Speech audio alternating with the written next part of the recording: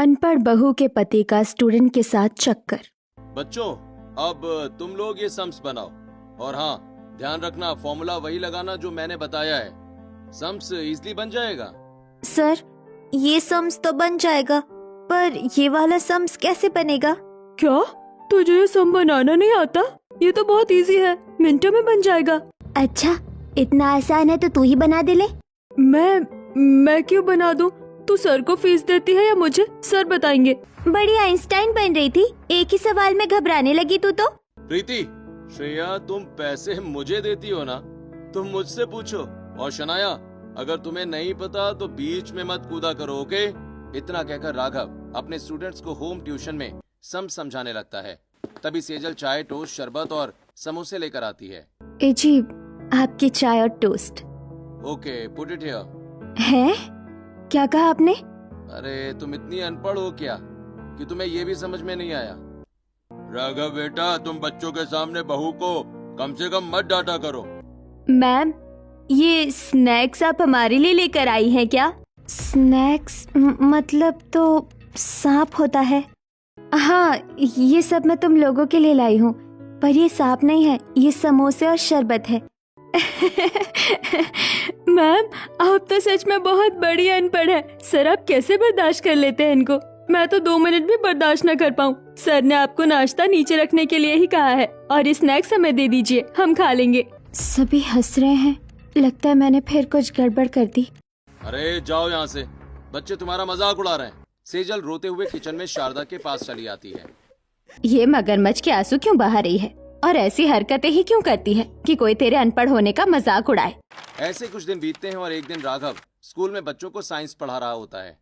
ये देखो बच्चों, ये सी ड्रैगन फ्लावर वर्ल्ड का सबसे ब्यूटीफुल फूल है और ये समंदर की गहराइयों में पाया जाता है। इससे सुंदर फूल दुनिया में कहीं नहीं होता। सर, हमारे पास इससे भी अच्छा एक फूल है जो इससे ज्यादा सुंदर है। तुम्हें गलतफहमी हुई है, इससे ज्यादा सुंदर फूल होता ही नहीं है। सर, हमारे लिए तो सबसे ज्यादा सुंदर आप हैं। हैंडसम, टॉल, डैशिंग पर्सनालिटी, हमारे सुंदर फूल आप ही हैं।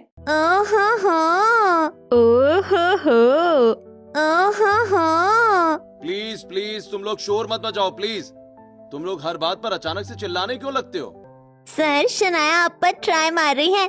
अच्छा, चुप करो तुम लोग। अभी तुम क्या देख रही हो? शादी से पहले मुझे देखा होता मेरे प्राइम में। ये आजकल के इंस्टाग्राम वाले लड़कों से ज्यादा डैशिंग पर्सनैलिटी थी मेरी। सर, आपके कॉलेज में तो बहुत सारी गर्लफ्रेंड रही होंगी, उनके बारे में बताइए ना। वैसे मैंने कभी गर्लफ्रेंड नहीं रखी, पर मेरे दोस्त बताते थे कि मेरे हेयर फ्लिप पर लड़कियां गिर जाती थी। खैर, हम लोग यहाँ पढ़ने आए हैं, इसलिए सब छोड़ो, पढ़ाई की बात करते हैं। काश मैं सर के कॉलेज में पढ़ती, तो अब तक मैं सर से शादी कर लेती।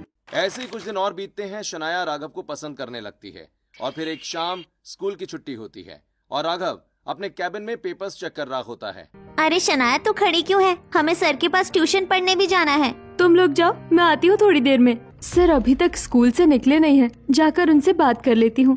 इतना सोचकर शनाया राघव के कैबिन में आती है। सभी बच्चों की छुट्टी हो गई है ना, तो तुम यहाँ क्या कर रही हो? सर, आप भी तो अपने घर नहीं गए, आपको छोड़कर मैं कैसे जा सकती हूँ?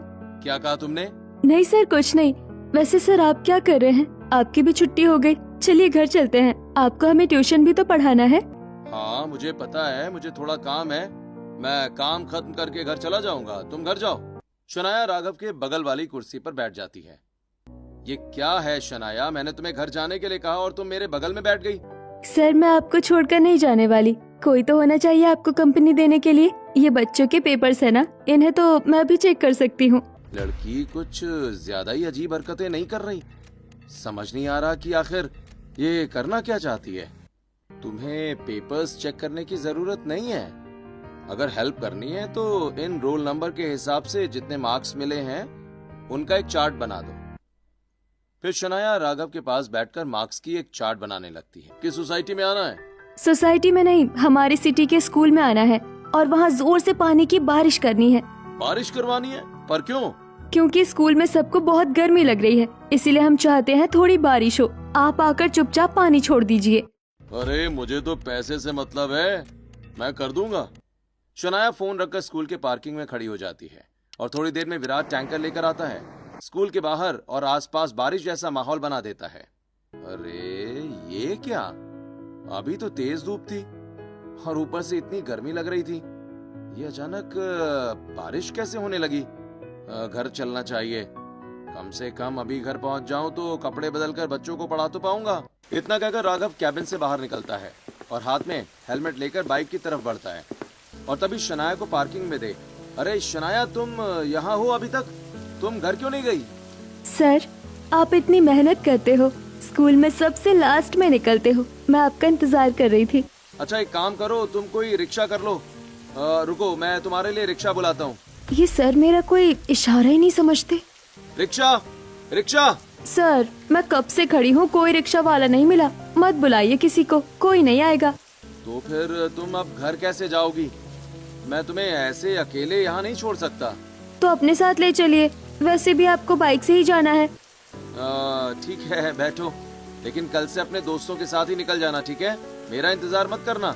इतना कहकर राघव बाइक स्टार्ट करता है और शनाया पीछे बैठ जाती है। दोनों बारिश में भीगते हुए निकलते हैं और थोड़ी दूर आते ही बारिश जैसे ही बंद हो जाती है। अरे ये क्या, स्कूल से दूर आते ही बारिश बंद हो गई। नहीं सर, वो देखिए स्कूल के पास अभी भी हो रही है, जल्दी चलिए। फिर दोनों शनाया के घर के बाहर पहुंचते हैं। शर्ट में तो पता नहीं चलता था, सर की कितनी अच्छी फिजिक है, भीगकर तो और भी हैंडसम लग रहे हैं। अच्छा जल्दी से घर जाओ और तैयार होकर तुरंत ट्यूशन पढ़ने आओ, ओके? सर, आप संभल कर जाइएगा, कहीं आपको नजर न लग जाए, बारिश में भयंकर आपके ट्राइसेप दिख रहे हैं। इसकी बातों से लगता है कि ये मुझे पसंद करती है। थैंक्स, तुम भी बहुत सुंदर हो, अब जल्दी जाओ। फिर राघव शनाया को छोड़कर अपने घर पहुंचता है। जी आप भीग कैसे गए? बारिश हो रही थी तो थोड़ा रुक जाते। मैं तुम्हारी तरह अनपढ़ नहीं हूँ, मैं टीचर हूँ, मुझे बच्चों को पढ़ाना होता है। अरे बहू, तू क्यों परेशान कर रही है? बेटा तू जाकर कपड़े बदल ले और बहू तू राघव के कपड़े निकाल दे। राघव बाथरूम में नहाने चला जाता है और सेजल बाहर उसके कपड़े तैयार करने लगती है। तभी राघव नहाकर बाहर आता है। आ जाइए, मैं आपको शर्ट पहना देती हूँ। ना मैं कोई फिल्म का हीरो हूँ ना तुम कोई हीरोइन, अभी जाओ यहाँ से। और पहले तो तुम कोई अच्छा सा परफ्यूम लगा लो, प्याज की बदबू आती है तुमसे, और ये उंगलियों में भी मसाले लगे हुए हैं तुम्हारे। सेजल दुखी होकर कमरे से बाहर निकल रही होती है कि तभी प्रीति आती है और, क्या भैया, आप हमेशा भाभी को डांटते रहते हैं, थोड़ा तो रोमांटिक होइए। जरा अपनी भाभी से पूछना रोमांटिक का मतलब पता है उसे? जी, रोमांटिक का मतलब क्या होता है? ये सुनकर प्रीति और राघव सीरियस होकर भी हंसने लगते हैं। और फिर थोड़ी ही देर में राघव तैयार होकर बाहर आता है। तभी शनाया अपनी सहेलियों के साथ ट्यूशन पढ़ने लगती है। आज मैं तुम लोगों को साइंस पढ़ाऊंगा। सर, बॉडी का सबसे ज्यादा मुश्किल कौन सा मसल डेवलप करना है? Good question. एब्स ग्रो करना बहुत मुश्किल होता है। सर, पर आपके एब्स तो बहुत अच्छे हैं, हमें भी दिखाइए ना। मेरे कोई एब्स नहीं है, और तुम लोग यहाँ पढ़ने आए हो या मेरे एब्स देखने? पढ़ाई पर ध्यान दो, चलो। ये लोग पढ़ते पढ़ते मेरे पति के बारे में क्यों बात करने लगते हैं? ये कैसी पढ़ाई है? शायद पढ़े लिखे लोग ऐसे ही पढ़ते होंगे। राघव की डांट सुनकर स्टूडेंट्स पढ़ने लगते हैं और शनाया तिरछी नजर से राघव को देखने लगती है। इन्हें ये कैसे पता चला कि मेरी फिजिक अच्छी है? जरूर बारिश में शनाया ने ही नोटिस किया होगा। ये लड़की, इसको मेरे में इतना इंटरेस्ट क्यों है? कहीं ये मुझे पसंद तो नहीं करती? इसकी हरकतें तो वैसी ही हैं। सर, मैं आपको अपना बनाकर आपकी और अपनी दोनों की किस्मत बदल दूंगी। अरे, तुम पढ़ने आई हो या सर का चेहरा देखने? हाँ, तो अगला मसल थाई। राघव पढ़ाने लगता है, सभी स्टूडेंट्स ध्यान से पढ़ने लगते हैं। ऐसे ही कुछ दिन बीतते हैं और एक दोपहर शनाया समोसे लेकर राघव के कैबिन में आती है, जहाँ राघव लंच कर रहा होता है। शनाया, तुम इस वक्त यहाँ क्या कर रही हो? सर, आप अकेले लंच कर रहे हैं तो मैंने सोचा मैं आपके साथ लंच कर लूं। और ये देखिए सर, मैं आपके लिए समोसे भी लेकर आई हूँ, इमली की चटनी के साथ। इमली की चटनी के साथ समोसे? पर तुम मेरे लिए क्यों लेकर आई हो? सर, मैं अपने लिए लेने गई थी तो आपके लिए भी ले आई, अब आपके साथ बैठकर खाऊंगी। इतना कहकर शनाया राघव के पास बैठकर लंच करने लगती है। सर, आप मेरा लंच टेस्ट कीजिए ना। ये तुमने बनाया है? नहीं सर, पर अगर आप खाएंगे तो कल आपके लिए जरूर बना कर लाऊंगी। शनाया, सच बताना, तुम मुझसे इतना करीब क्यों हो रही हो? क्या बात है? सर, मैं आपको पसंद करती हूँ, मैं आपसे शादी करना चाहती हूँ।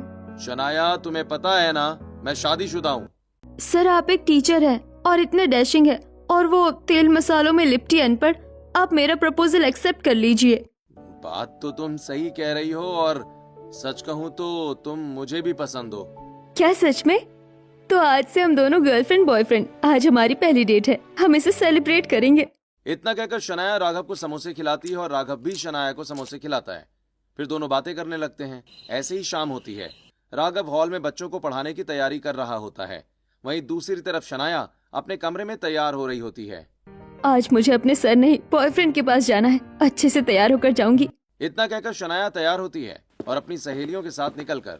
क्या बात है शनाया, आज तो बहुत तैयार होकर आई है। लग रहा है किसी खास से मिलने जा रही है। हमें हमेशा तैयार रहना चाहिए और हमारे सर क्या किसी खास से कम है? ऐसी ही बातें करते हुए शनाया अपनी सहेलियों के साथ राघव के घर ट्यूशन पढ़ने पहुंच जाती है। क्या बात है शनाया, आज तुम इतना तैयार होकर क्यों आई हो? मैं कहाँ तैयार होकर आई हूँ, ये तो मेरी नेचुरल ब्यूटी है। खैर आप तो अनपढ़ है, आपको क्या समझ आएगा। मेरी भाभी अनपढ़ है, अंधी नहीं है। मेकअप तो तुमने किया है। चुप हो जाओ प्रीति। और सेजल, तुमसे कितनी बार कहा है कि जब मैं बच्चों को पढ़ाऊं तो मेरे बीच में मत आया करो। जाओ मेरे लिए चाय और बच्चों के लिए नाश्ता लेकर आओ। राघव की डांट सुनकर प्रीति चुप हो जाती है और सेजल भी किचन में चली जाती है। और ऐसे ही 1 घंटा बीतता है और बच्चे पढ़ाई खत्म करके अपने घर जाने लगते हैं। मेरा राघव बेटा कितनी मेहनत करता है। सुबह स्कूल में बच्चों को पढ़ाता है, फिर ट्यूशन पढ़ाता है, फिर बच्चों की कॉपियाँ भी चेक करता है। और इतने पढ़े लिखे टीचर के साथ पापा ने एक अनपढ़ की शादी करवा दी है। अगर मुझसे गलती से इंग्लिश के 2 शब्द निकल जाए ना तो उसके मुंह से ए निकलने लगता है। राघव, शादी के बाद ही तुम टीचर बने हो और मैंने कोई जबरदस्ती नहीं की थी। अरे बस कीजिए आप लोग। भाई अगर इसे इतनी दिक्कत है बहू के अनपढ़ होने से तो खुद ही पढ़ा दे उसे। जिसने बचपन में पढ़ाई नहीं की अब इस उम्र में क्या सीखेगी वो। हाँ, मैं कहाँ पढ़ाई करूँ। बचपन में पापा कहते थे पढ़ ले, पर मैं खेलने भाग जाती थी। अगर तब पढ़ लेती तो आज पढ़ी लिखी होती। देखा आपने, ये खुद पढ़ना नहीं चाहती। तभी शनाया दोबारा दरवाजे पर आकर बेल बजाती है और राघव दरवाजे की तरफ जाकर जैसे ही दरवाजा खोलता है, शनाया तुम वापस क्यों आई हो? मुझे आपसे बात करनी है। मैं सिर्फ ट्यूशन पढ़ने थोड़ी आई थी। शनाया अभी नहीं, अभी अंदर मेरी फैमिली है, मेरी बीवी है, उन्हें हम पर शक हो जाएगा। अरे सर, किसी को कुछ शक नहीं होगा। मैं कह दूंगी मुझे डाउट पूछने हैं और सर मेरी एक्स्ट्रा क्लास ले रहे हैं। तभी सेजल दरवाजे पर खड़ी शनाया को देखती है। क्या हुआ शनाया, तुम यहाँ? आपसे मतलब? मैं सर से पढ़ने आई हूँ।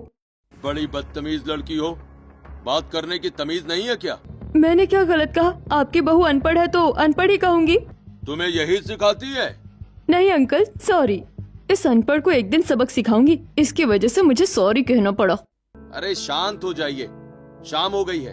आप लोग हॉल में बैठिए, मैं शनाया को अपने कमरे में पढ़ा देता हूँ। राघव शनाया को लेकर अपने कमरे में चला जाता है। वाओ, कितना सुंदर कमरा है। शादी के बाद ये कमरा मेरा होगा। हम दोनों यही साथ रहेंगे। आप जल्दी से अपनी अनपढ़ वाइफ को डाइवोर्स दे दीजिए, फिर हम दोनों शादी कर लेंगे मेरे 12th के बाद। डाइवोर्स तो दे दूंगा पर तुमसे शादी भी कर लूंगा। पर उसे डाइवोर्स दूं तो कैसे? ये घर मेरी अनपढ़ बीवी को उसके पापा ने दिया है, ये उसके ही नाम है। इसी कारण तो मैं उसे बर्दाश्त करता हूँ। इतनी सी बात से परेशान हो गए? आओ मैं आइडिया बताती हूँ। शनाया राघव के कान में फुसफुसाते हुए कहती है, उस अनपढ़ से प्रॉपर्टी के पेपर पर अंगूठा लगवा लो। वो तो आपकी बात मानकर कहीं भी अंगूठा लगा देगी। तभी सेजल कमरे में आ जाती है। तुम राघव जी के कान में क्या फुसफुसा रही थी? मैं तो सर से डाउट पूछ रही थी। कुछ भी पूछना है तो थोड़ा दूर हटकर पूछो। कान में फुसफुसाकर कौन पूछता है? मुझे जैसे मन करेगा वैसे पूछूंगी। सेजल, मैंने तुम्हें मना किया है ना कि टीचर और स्टूडेंट के बीच में मत आया करो। जब मैंने कहा है कि मैं शनाया को कमरे में पढ़ा रहा हूँ तो तुम क्यों पीछे पीछे आ गई? जी, मैं तो बस आपसे पूछने आई थी कि आपको कुछ चाहिए तो नहीं। हाँ चाहिए, 1 कप चाय लेकर आओ। सेजल कमरे से निकलकर किचन में चली जाती है और चाय बनाने लगती है। ऐसा क्या पूछना था जो कान में पूछ रही थी? वैसे भी कमरे में दोनों अकेले थे, आराम से पूछ सकती थी। शनाया, क्या बढ़िया आइडिया दिया है। मैंने तो ये कभी सोचा ही नहीं था। अब जल्दी ही प्रॉपर्टी के पेपर्स बनवाऊंगा और उससे अंगूठा लगवा लूंगा। ऐसे कुछ दिन बीतते हैं और एक दिन राघव बाथरूम में नहा रहा होता है और सेजल बेडरूम में उसके कपड़े प्रेस कर रही होती है। वहीं पास में रखा राघव का फोन लगातार बज रहा होता है। इनके फोन से इतनी आवाज क्यों आ रही है? फोन पर लगातार नोटिफिकेशन आने लगते हैं। देख लेती हूँ, पता नहीं कौन है। कहीं जरूरी ना हो। सेजल राघव का फोन उठाकर नोटिफिकेशन पर क्लिक करती है। तभी तुरंत शनाया का ऑडियो मैसेज बजने लगता है। गुड मॉर्निंग डार्लिंग, तुमने मेरे गुड मॉर्निंग का जवाब भी नहीं दिया। कहाँ हो तुम? ये बताओ मेरा मेकअप सही है ना स्कूल आने के लिए? जल्दी रिप्लाई करो वरना मैं लेट हो जाऊंगी। तुम तो टीचर हो, तुम्हें कोई कुछ नहीं कहता। मुझे वॉचमैन डांटता है, उसे मना कर देना मुझे ना डांटे। जल्दी रिप्लाई करो। ये मेरे पति को डार्लिंग क्यों कह रही है? ये तो इसके टीचर है। सेजल की आंखें भर आती हैं। तभी राघव बाथरूम से बाहर आता है। राघव को देखते ही सेजल जल्दी से कमरे से निकलकर छत पर चली जाती है। हे भगवान, मेरी किस्मत खराब हो गई। मेरे पति का स्टूडेंट के साथ चक्कर चल रहा है। सेजल रोने लगती है।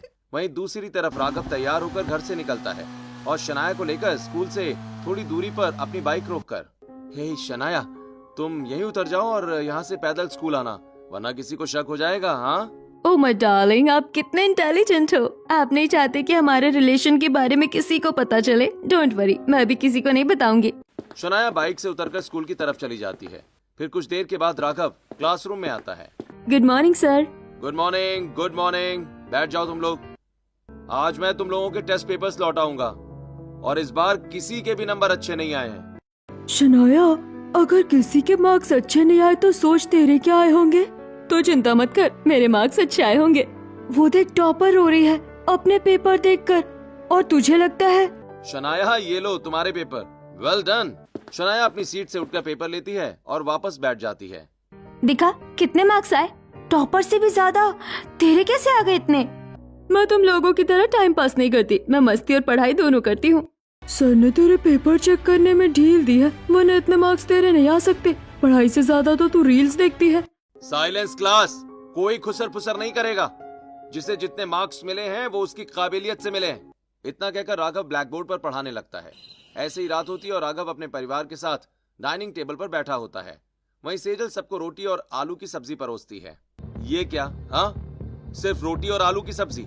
एक ही काम तो आता है तुम्हें, और वो भी ठीक से नहीं हो रहा।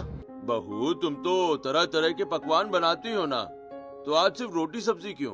पापा जी, आप और माँ जी के लिए मीठे में खीर बनाई है। क्यों? मेरे लिए क्यों नहीं?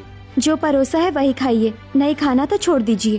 ओहो, आज भाभी ने भैया को जवाब दे दिया। क्यों भैया, निकल गई अकड़। ये क्या बदतमीजी है? अब तुम अपने पति को जवाब दोगी? माँ जी, मैं क्यों गर्मी में तरह तरह के पकवान बनाऊं? मुझे भी गर्मी लगती है, और जब मैं मसालेदार खाना बनाती हूँ तो इन्हें मेरे हाथों से बदबू आती है। इसीलिए सादी रोटी और आलू का भुजिया बनाई है, और आप लोगों के लिए खीर है, अभी लेकर आती हूँ। सेजल के बदले हुए व्यवहार से पूरा परिवार हैरान हो जाता है। ऐसे ही कुछ दिन और बीतते हैं और एक दिन राघव नहाकर बाथरूम से बाहर आता है। ये क्या? इस अनपढ़ ने मेरे कपड़े प्रेस करके नहीं रखे। अब इसे सबक सिखाना ही पड़ेगा। ऐसे कुछ दिन और बीतते हैं और एक दिन सेजल सब्जी मंडी जाकर सब्जी वाले से सब्जियां खरीद कर आ गई है अनपढ़। आज अच्छे से लूटूंगा इसे। भैया, कितने हुए सब्जियों के? आज के हुए 33 रुपए और 73 रुपए में आपके 250 ग्राम पटल हो गए, और टमाटर में 150 ग्राम ज्यादा है तो 20 रुपए, और कुल जोड़ आपके 156 रुपए हुए। भैया, आपने हिसाब गलत किया है, और 73 के हिसाब से 250 ग्राम की 30 रुपए थोड़ी होते हैं। इस अनपढ़ ने इतनी जल्दी हिसाब कहाँ से जोड़ लिया? अब बाकी सब्जियों के दाम भी। हाँ, बहन, मेरा ही हिसाब गड़बड़ था, पर तुमने इतनी जल्दी कैसे जोड़ लिया? मेरे पति टीचर है, उन्होंने मुझे सिखाया। ऐसे कुछ दिन और बीतते चले गए। एक दिन सेजल शारदा और पड़ोसियों के साथ मंदिर में बैठी होती है। शारदा बहन, पूजन सामग्री के लिए जो चीजें मंगाई है उनके कितने रुपए हुए और कितने बचे हैं? अरे बहन, पहले बताया होता तो कागज में लिख लेती। अब याद से बताती हूँ, साथ में जोड़ते हैं। पहले तो घी के जोड़ो 1100, और ये रुई के 50, इसके 30 और इसके 75। अरे शारदा बहन, इतना सारा ऐसे नहीं जोड़ पाएंगे, कॉपी कलम लगेगा। आप लोगों का कुल सामान 1175 रुपए का हुआ। हाँ, दुकानदार ने 1175 रुपए ही लिए हैं। हिसाब सही है। हिसाब सही है, पर तेरी बहू तो अनपढ़ है, इतनी जल्दी इतना सब कैसे जोड़ लिया? हाँ बहू, तू तो नोट भी नहीं गिन पाती, तूने इतना सारा हिसाब इतनी जल्दी कैसे कर लिया? हे भगवान, लगता है समय से पहले मेरी असलियत सबके सामने आ जाएगी। क्या मेरा हिसाब सही हो गया? वो तो मैंने ऐसे अंदाजे में बोल दिया। वही तो मैं सोचूं कि मेरी अनपढ़ बहू कैसे इतना सही हिसाब कर सकती है। जब तुम हिसाब नहीं कर सकते तो बीच में मत कूदो, हम हिसाब कर रहे हैं। शारदा बहन, मैं कॉपी कलम लेकर आती हूँ। ऐसे कुछ दिन बीतते हैं और एक दिन राघव बालकनी में स्टूडेंट्स को पढ़ा रहा होता है। ये सेजल अभी तक मेरी चाय लेकर क्यों नहीं आई? लगता है आपकी बीवी का भाव बढ़ गया है। तू पागल है क्या? सर के सामने उनकी बीवी के बारे में ऐसा बोल रही है? सर के लिए उनके अनपढ़ बीवी से ज्यादा इम्पोर्टेंट हम लोग हैं। सर कुछ नहीं कहेंगे। सेजल, कहाँ हो तुम? माँ, जल्दी आओ। राघव की आवाज सुनते ही शारदा बालकनी में आ जाती है। माँ, आपकी अनपढ़ बहू है कहाँ? उसे पता है ना शाम को मुझे चाय चाहिए होती है। क्या सेजल ने अभी तक तेरी चाय नहीं दी? इस अनपढ़ का कहीं ध्यान नहीं रहता। इतना कहकर शारदा बालकनी से निकल ही रही होती है कि तभी सेजल काली चाय लेकर आती है और राघव के सामने रख देती है। कहाँ थी अब तक तुम? हाँ, तुम्हें पता नहीं है क्या कि मुझे बच्चों को पढ़ाने के साथ चाय चाहिए होती है? चाय ही बना रही थी। और ये सिर्फ चाय लेकर आई हो? टोस्ट कहाँ है मेरा? टोस्ट खत्म हो गए हैं। सेजल को ये हो क्या गया है? इस तरह से क्यों बात कर रही है? इतना सोचकर राघव जैसे ही चाय पीता है उसका मुंह बन जाता है। ये क्या है? इसमें चीनी ही नहीं है। घर में चीनी खत्म हो गई है। और ये काली चाय क्यों दी है? मैं दूध की चाय पीता हूँ। चिल्लाइए मत मुझ पर। गर्मी की वजह से दूध फट गया, इसलिए काली चाय बनाई है। इतना कहकर सेजल बालकनी से चली जाती है। राघव चुपचाप स्टूडेंट्स को पढ़ाने लगता है। फिर कुछ देर के बाद सभी स्टूडेंट्स चले जाते हैं और रास्ते में जाकर शनाया राघव को कॉल करती है। हाँ शनाया, बोलो। डार्लिंग, मुझे अच्छा नहीं लगा वो अनपढ़ कैसे बिहेव कर रही थी। मुझे भी समझ नहीं आ रहा यार, इस अनपढ़ के तेवर इतने बदल कैसे गए? कहीं उसे हमारे बारे में पता तो नहीं चल गया? नहीं, अगर पता चल जाता तो अब तक रो रो कर नदी बहा देती है। इसके तेवर और बदले, उससे पहले इसकी प्रॉपर्टी अपने नाम करवा लीजिए। हाँ, तुम सही कह रही हो। मैं कल ही वकील बुलाता हूँ। और फिर अगले दिन रविवार को राघव तैयार होकर घर से निकलता है। भैया, आज तो रविवार है, आज के दिन आप कहाँ जा रहे हैं? हाँ, वो मुझे काम है। जरा मैं भी देखूं क्या काम है। राघव बाइक लेकर निकलता है और सेजल रिक्शे से राघव का पीछा करने लगती है।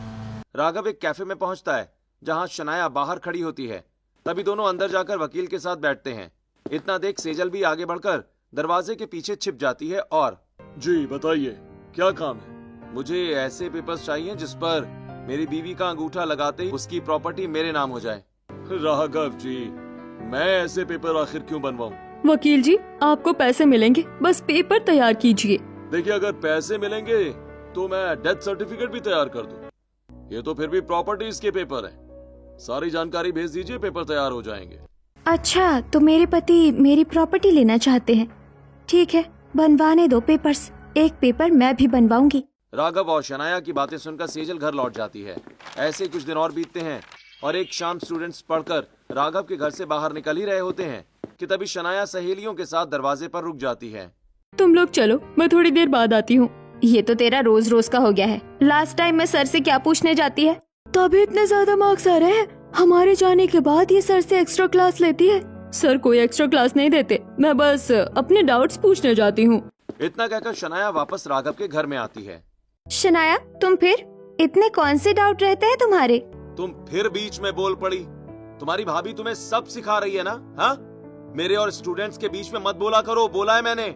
सर मुझे कुछ डाउट्स हैं। यहाँ हॉल में अंकल आंटी टीवी देख रहे हैं, किसी शांत जगह पर चलते हैं। हाँ ठीक है, तुम कमरे में चलो, वहीं डाउट क्लियर कर दूंगा। राघव शनाया को लेकर कमरे में चला जाता है। डार्लिंग, उस वकील से मैंने प्रॉपर्टी के पेपर्स ले लिए हैं। अब बस अपनी अनपढ़ बीवी से अंगूठा लगवा लो। अरे अंगूठा तो लगवा लूंगा, पर उसे कौन सा बहाना दूं? कह दीजिए स्टूडेंट्स का प्रोजेक्ट है जिसने अनपढ़ों का अंगूठा चाहिए। अरे हाँ, इतना कहने पर वो अंगूठा लगा देगी। राघव और शनाया बात कर रहे होते हैं कि तभी सेजल कमरे में आती है।